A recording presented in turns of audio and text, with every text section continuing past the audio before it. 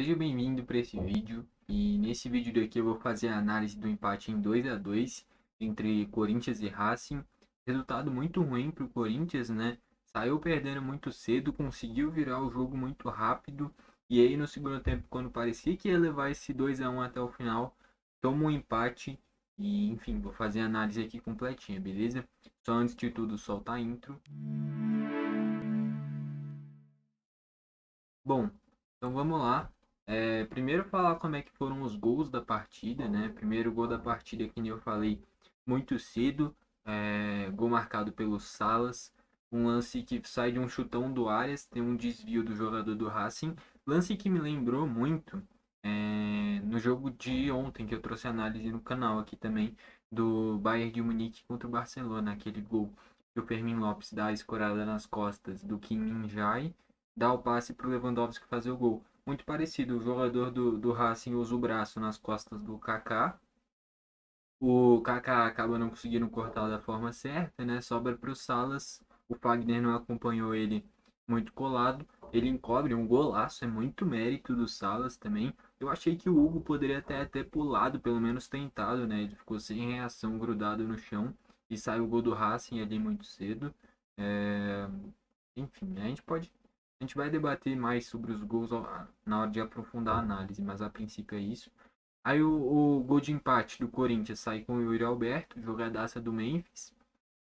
Ele prende a marcação de 5 jogadores do Racing, depois quando solta pro Yuri, o Yuri sozinho sai cara a cara, dá uma cavadinha por cima do Arias, faz 1-1.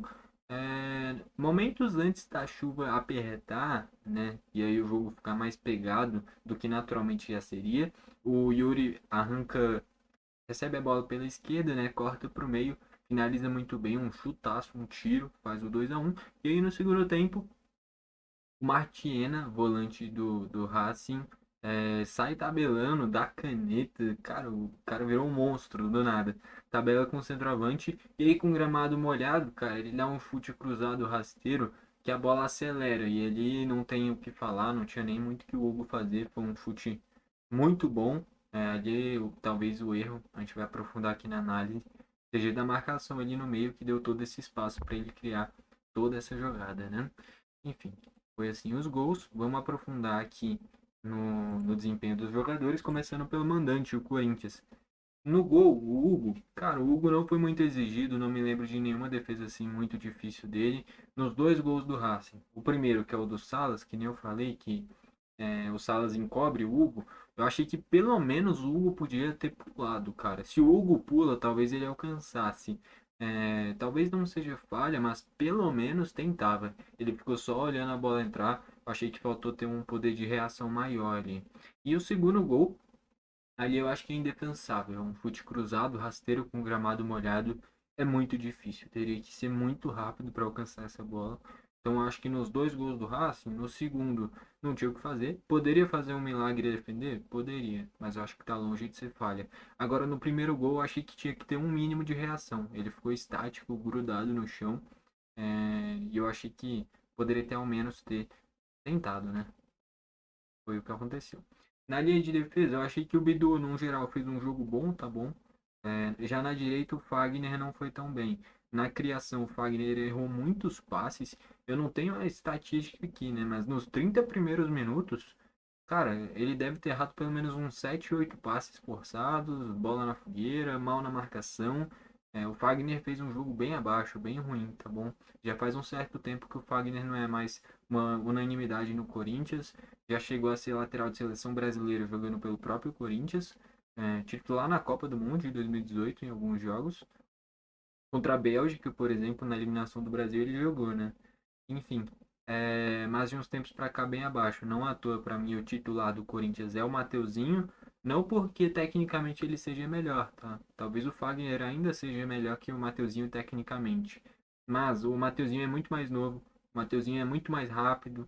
Então, nesse quesito velocidade, quesito vontade, determinação, força mesmo, o Mateuzinho vai entregar o dobro, o triplo do que o Fagner entrega. Então, esse primeiro gol do Salas, faltou mais atenção e mais velocidade para o Fagner, né? E aí, do meio para frente, também fez uma partida abaixo. O Fagner ficou devendo bastante na partida. A dupla de zaga, o André Ramalho e o Kaká, eu acho os dois bons zagueiros, mas o André Ramalho não fez um grande jogo e o Kaká, que nem eu falei, no gol do Salas, falhou, né? Na minha visão, a grande falha ali não é nem do Fagner, é do Kaká, que nem eu falei. Lance muito parecido com o do Kim Min-jae no jogo do Bayern. E lá eu falei, faltou malandragem. Ou o Kaká se jogava e mostrava que teve o contato nas costas, seria falta. Ou ele cortava da forma correta. Não fez nenhum nem outro, deixou a bola viva e o Salas fez o gol. Então, o que eu falei do Kim Min-jae, que faltou malandragem, faltou pro Kaká também. Nesse lance que o cara tá nas suas costas, ou você pula e se joga, o juiz provavelmente marcaria a falta, ou você corta da forma correta. O Kaká não fez nenhum dos dois, a bola ficou viva e o Racing fez 1-0. O André Ramalho teve um lance, cara, no primeiro tempo ainda, que ele vai dar um carrinho necessário, não precisava, ele já estava inteiro na jogada, vai querer dar o carrinho para ganhar a torcida, acaba perdendo o timing do carrinho, se choca com o Fagner, um jogador do Racing, e gera uma chance perigosa que o Salas finaliza para fora. Eu achei que nem ele nem o Kaká fizeram um bom jogo, por mais que eu acho uma boa dupla de zaga. Aí no meio, o Martinez vinha fazendo um bom jogo, principalmente na parte defensiva, muito bem na marcação, que nem eu já comentei aqui no canal. Tecnicamente ele não tem nada demais, é bem comum, mas no quesito esforço, garra, poder de desarme, o Martinez é muito bom, o José Martinez, tá? Enfim, tanto é que ele saiu, o time foi mais pra frente, mas acabou que justamente no segundo tempo o gol foi num espaço no meio de campo, que talvez se tivesse o Martinez não teria tido todo esse espaço, né? E aí vale destacar as mexidas, né? Poderia ter colocado o Ranieri, que teria um cara mais parecido em características. Colocou o Romero. O Romero não só não ajudou na parte defensiva, por ser atacante, assim como na frente também não fez um bom jogo. Então, acabou que a mexida na prática não deu certo, né? Enfim, o Martinez fez falta. O Charles, com o passar do tempo que ia chovendo mais, o campo ficando mais pesado, não conseguiu acompanhar na marcação. Tanto é que no gol do Martinez, se eu não me engano, o cara mais perto era o Charles, tá bom? Então o Charles na parte defensiva acabou sentindo um pouquinho o tanto de chuva que teve, né? Não fez um grande jogo. O Carrillo vem fazendo uma função muito mais defensiva no Corinthians do que já fez na carreira inteira, tanto pela seleção peruana, principalmente pelo Al Hilal. No próprio Ramon Dias era o técnico quando o Carrijo estava no Al Hilal, né? E agora ele faz quase que. É porque o Corinthians joga com um volante, um primeiro volante, volantão mesmo, que é o Martinez, dois volantes mais abertos, né? Que é o Charles e o Carrijo. E o Carrijo não é volante, ele faz uma função mais recuada. No momento que o Martinez sai, os dois centralizam um pouquinho mais, usa esses dois caras de meio de campo, o Garro mais à frente, e aí o Yuri vai para uma ponta, o Depay vem para o meio e o Romero entra na outra. Eu achava que não precisava, o Corinthians estava bem no jogo, não precisava fazer isso. Fazia uma troca simples, tirava o Martinez, colocava o Ranieri, ou até mesmo tirava o Martinez, colocava o Bidon ia para a esquerda e o Charles ficava de primeiro volante. Eu achei que essa substituição pelo Romero no primeiro tempo mudou completamente a configuração do Corinthians em um momento que o Corinthians já estava melhor na partida, não precisava mudar tudo isso. Enfim. O Garro, de novo, achei abaixo, tá bom? Já faz alguns jogos. O contra o Flamengo eu esperava muito mais dele e não fez um bom jogo. Dessa vez, de novo, também não. No ataque, o Yuri Alberto virou um monstro. O que o Yuri tá jogando é um absurdo. Desde que o Memphis chegou, o nível do Yuri aumentou demais. Vem sendo um dos melhores jogadores do futebol brasileiro, tá? Isso daí não é exagero pelo que ele tá jogando. É uma média de gols alta recentemente. E utilizando o Memphis e o Yuri, o Corinthians ganha muito. Porque tem o Garro nesse poder de armação. O Memphis tem tanto a armação quanto a finalização. E o Yuri, tendo esses dois caras para municiar ele, tanto o Garro quanto o Memphis, vai ganhar muito mais oportunidades de chances claras. Não à toa o primeiro gol foi assim, e o segundo foi mais ele chama na responsabilidade mesmo e fazendo o segundo gol. O Yuri, para mim, foi o craque da partida. Acabou que o Corinthians se perdeu no segundo tempo e tomou um empate. Mas o Yuri, para mim, foi o craque da partida e vem sendo o melhor jogador do Corinthians nesses últimos tempos.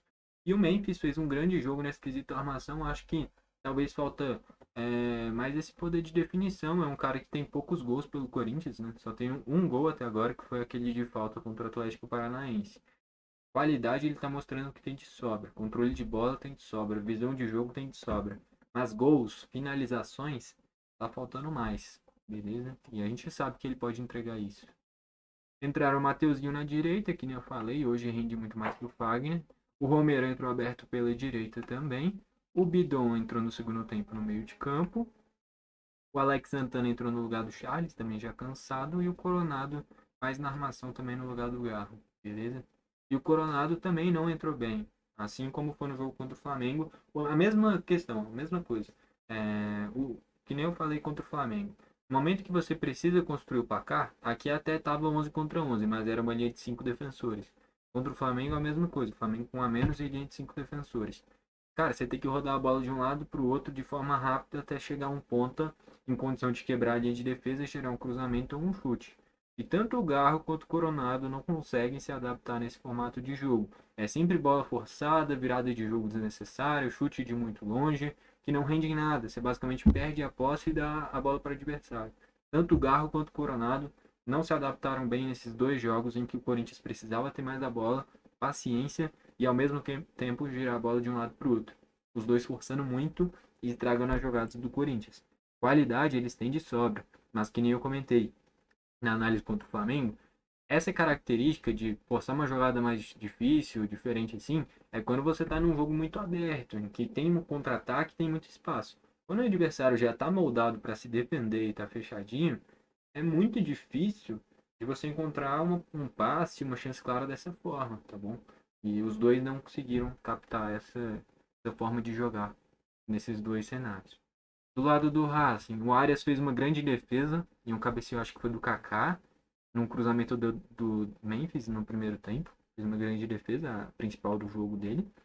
O de César, ele nem foi um grande destaque, mas eu acho ele muito bom zagueiro, tem uma saída de jogo boa, marca bem. Jogou nas Olimpíadas pela Argentina também. Eu tinha falado que o Martin era volante, né? Mas aqui consta como ala direito. O Quinteiro, na prática, não é um meio direito, né? Vinha muito pro meio. Deu um passe ou outro, mas nada demais. O Salas, para mim, foi o melhor do Racing, tá bom? Fez um grande jogo. Depois foi substituído já cansado, mas fez um grande jogo. Na frente, o Adriano Martins eu esperava mais, tá? Era artilheiro da Sul-Americana e quase não tocou na bola. Entrou o Vieto foi uma baita contratação. Acho que o próprio Corinthians chegou a especular ele um tempinho atrás. Um tempo atrás foi um dos melhores jogadores do Mundial, que o Al Hilal tomou uma peia do Real Madrid, não foi? Quando o Al Hilal eliminou o Flamengo. E, enfim, o Vieto é muito bom jogador, tá bom? Meio armador, pode jogar mais à frente também. Acho que questão de adaptação, mais tempo no Racing ele vira titular, com tranquilidade. Entrou ainda o Queiroz e o Zuculini, que é um volante, ex-River Plate também, bom volante. Ainda vale destacar aqui, o Carboneiro é bom jogador, bom meio-campista. O Urzi é um muito bom ponta, eu lembro dele no Banfield. Muito bom ponta. E é isso, principais destaques.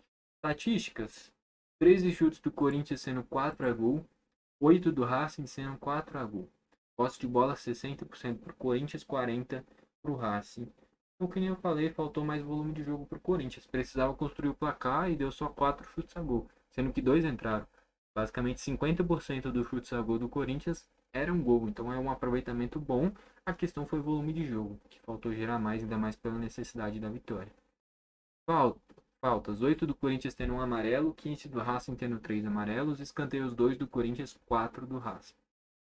Beleza? Vou trocar aqui a tela.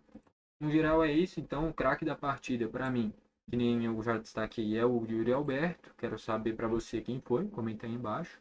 É... E também comenta o que você achou desse resultado. Se você acha que o Corinthians ainda vai passar, vai ter que decidir lá na Argentina. O Racing é sempre muito difícil. Se fora de casa é difícil, imagina jogando em casa, o Racing e o Corinthians fora. Então, assim como o Cruzeiro se complicaram, os dois brasileiros na Libertadores fizeram seu papel e tanto o Galo quanto o Botafogo encaminharam a classificação. Mais do que encaminharam. O Botafogo principalmente meteu 5, né? Já está com quase os dois pés na final. Já os brasileiros na Sul-Americana, tanto o Cruzeiro quanto o Corinthians, decepcionaram. Não conseguiram nem vencer, empataram os jogos, né? Tanto o Cruzeiro quanto o Corinthians, e agora vão ter que decidir lá na Argentina. O Cruzeiro contra o Lanús e o Corinthians contra o Racing. Esse time do Racing é melhor que o do Lanús, na minha visão, coletivamente é melhor. Talvez individualmente, o Lanús tem ali o Marcelino Moreno, o Walter Bou, o Salvio, que são bons jogadores. O Racing não tem um grande craque, né? Tem o Quinteiro, que é um bom meio armador, o Salas é um bom ponta, o Adriano Martínez é um bom atacante, o Vieto vem bem do banco também. Mas enfim, dá para o Corinthians passar. O Corinthians, no geral, é mais time que o Racing no papel. É, e tem totais condições de passar no jogo de volta. Tá tudo em aberto. Porém, não fez o dever de casa. Então tá tudo em aberto. Se perder, tá eliminado. Se vencer, tá classificado. Se empatar, é pênalti. Então, eu não sei o que esperar direito. Eu acho que o Racing chega favorito porque vai jogar em casa. E o Corinthians se torna zebra. Era favorito nessa ida. Agora, jogando fora, eu acho que o Racing leva esse favoritismo de classificação por jogar em casa. Tá bom? Comenta aqui embaixo para você quem é que vai passar e vai para a final. E, consequentemente, também comenta aí embaixo para você quem que do outro lado da chave vai passar. Se o Cruzeiro ou o Lanús. Cruzeiro, mesma situação. Decidir fora de casa, o mesmo cenário. Venceu, tá classificado, perdeu, tá eliminado, empatou, é pênalti. Mesma coisa do Corinthians, os dois brasileiros em circunstâncias iguais, tá bom? E os dois decidiram na Argentina. Enfim, foi esse o vídeo, valeu e falou.